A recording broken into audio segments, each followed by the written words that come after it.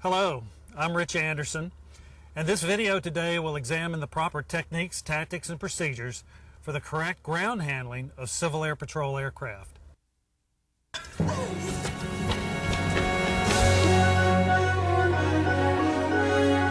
only got to be here for a minute.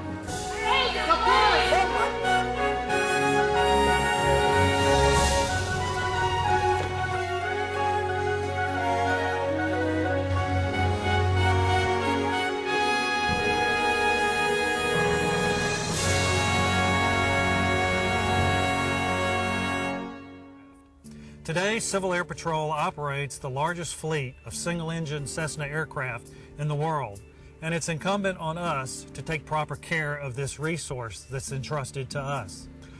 An aircraft is not an automobile. An automobile is in its natural element on the ground, but an aircraft operates in two elements, in the air and on the ground. On the ground, an aircraft is most susceptible, and that's where this video comes in. This is where we will learn the proper tactics, techniques, and procedures for ground handling of our aircraft. In order to move a Civil Air Patrol aircraft on the ground, it does not require that one be a Civil Air Patrol officer. One must not be an operations officer or have an operations specialty track. What is required is that there be a valid need to move an aircraft from one point to another, and that the individuals tasked to move that aircraft are trained and qualified to do so. Now, step with me to a situation where you are in a Civil Air Patrol composite squadron that is growing by leaps and bounds. You have an increased number of CAP officers and cadets in the unit, and you meet in a local hangar at the municipal airport. The Civil Air Patrol squadron has an aircraft in that hangar, and every week must move the aircraft from the hangar, set up chairs for the meeting, and then at the conclusion of the meeting, remove the chairs and replace the Civil Air Patrol aircraft into the hangar. Does that sound like a familiar situation? The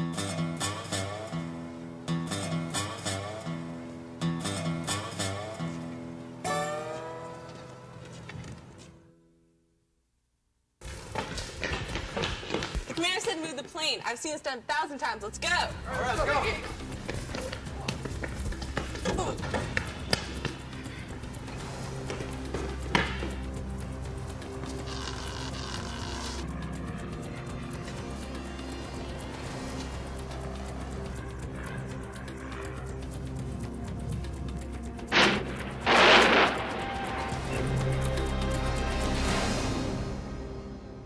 Let's talk now about the proper way to handle Civil Air Patrol aircraft on the ground. It's absolutely critical, as I indicated before, that CAP aircraft be handled in the ground environment with utmost care. In fact, it's crucial that the ground handling team conduct an operational risk management assessment before the movement commences. It's a very easy and quick process, but it's absolutely essential to ensure a safe operation. Think of operational risk management as a cash register. Would you be willing to pay for the damage that you caused to any Civil Air Patrol aircraft? Is there any way that that prospect would affect the way you handled Civil Air Patrol aircraft on the ground? I have beside me two components. One is a vehicle bumper from a Civil Air Patrol Astrovan, and the other is the elevator from a Civil Air Patrol aircraft. If you were to incur damage to a bumper, you would probably have a bill in the neighborhood of $250. But the same damage on an aircraft component would result in a bill of as high as $1,500 or even higher. And so would that affect how you handle Civil Air Patrol aircraft on the ground? So now let's run this tape back and look once again at the correct way to move Civil Air Patrol aircraft on the ground. And we're standing in front of the aircraft. Notice you cannot see the wingtips from the center.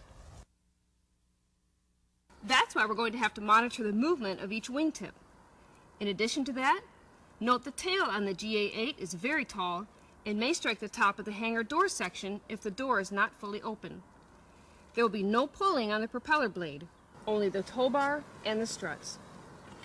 When everyone is in place, on the count of 3, Cadet Butts will pull the plane straight out of the hangar, while Cadets Girardi and Clendenin push carefully on each strut. The 3 cadets watching the wingtips and tail section are responsible for calling out if the aircraft gets too close to an object. at which time we will immediately stop moving the airplane. Are there any questions? Let's get going.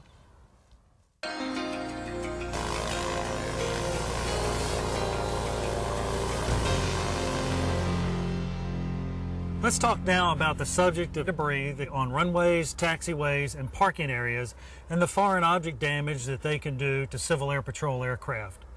Foreign objects can exist in any environment in which the aircraft operates on the ground. It can consist of gravel. It can consist of screws, nuts, bolts, and glass. It can even consist of tie-down ropes that can foul the propeller of the aircraft. It's vitally important that pilots, aircrew members, and ground team members who handle Civil Air Patrol aircraft ensure that the operating area of the aircraft on the ground is free of this foreign debris that can damage Civil Air Patrol aircraft.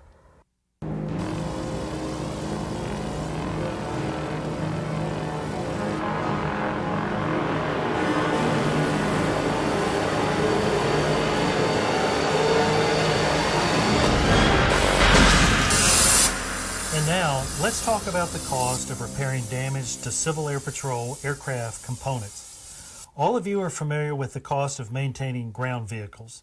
Body shops may charge as much as $55 to repair a chipped windshield, and a new windshield for a Civil Air Patrol van may cost as much as $500.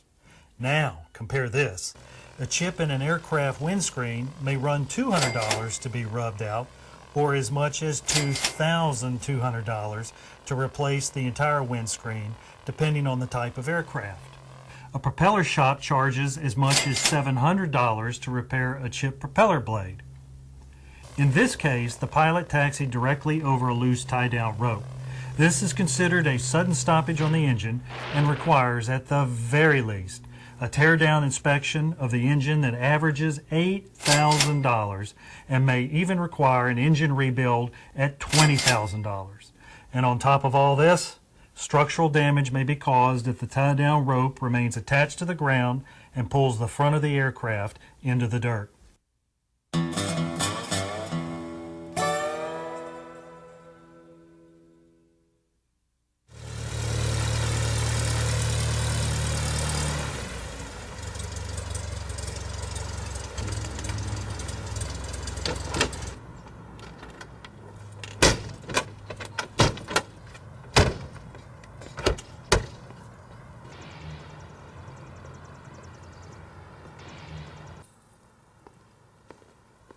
Carl, would you set the brake?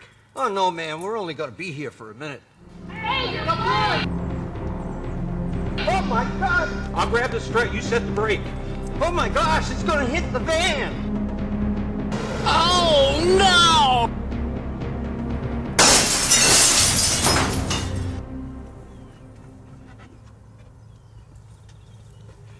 The lesson to take away from this is absolutely crucial. It's incumbent on you to make sure the aircraft cockpit is secure before leaving the airplane. And if you're a solo pilot and you have no one else to assist you in moving the aircraft into the hangar, get help from the FBO or leave it on the flight line. Clear!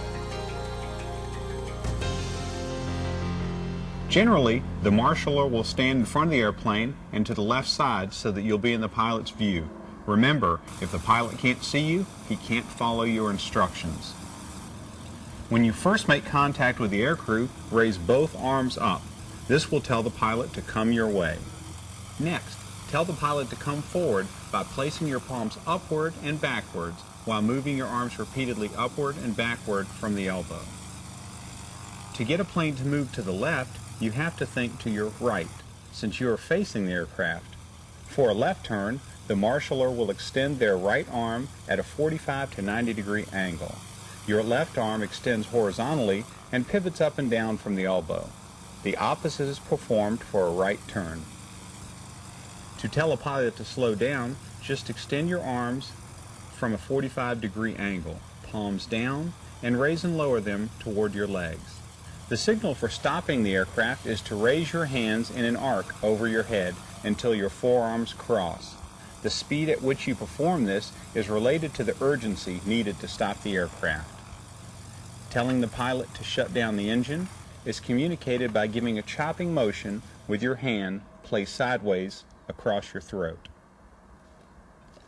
The all clear is merely raising your right arm from the elbow. The last word of warning concerns engine start.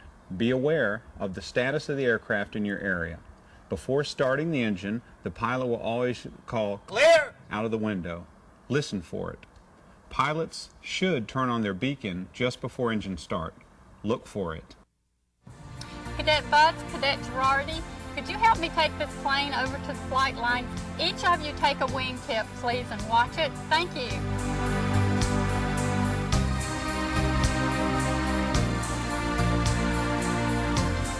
All of a sudden, the oil temperature started running really hot, and we felt a terrific vibration. Major Bailey, I think you need to leave the aircraft here with the FBO. They have excellent mechanics. We can help you get home tonight. That's not really what concerns me. I'm responsible for the movement of this aircraft. What if something happens to it? When I've been on the ground, I've been watching those people who have been handling the aircraft, and I'm a retired person, and I can't afford a large fine, and I certainly don't want to be removed from flight status should something happen. Sir, you've got it all wrong. When you turned the keys over to the flight line this morning, they became responsible. And the officer supervising flight line and aircraft marshaling became responsible for the aircraft at that time. And when you turn it over to the FBO, they are responsible at that point. Thanks. I didn't know that.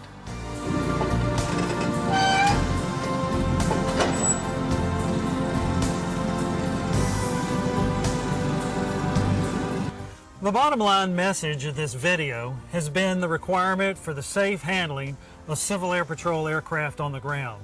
It's absolutely essential that you take great care with this precious national resource, this largest fleet of Cessna aircraft in the world that are entrusted to our safekeeping.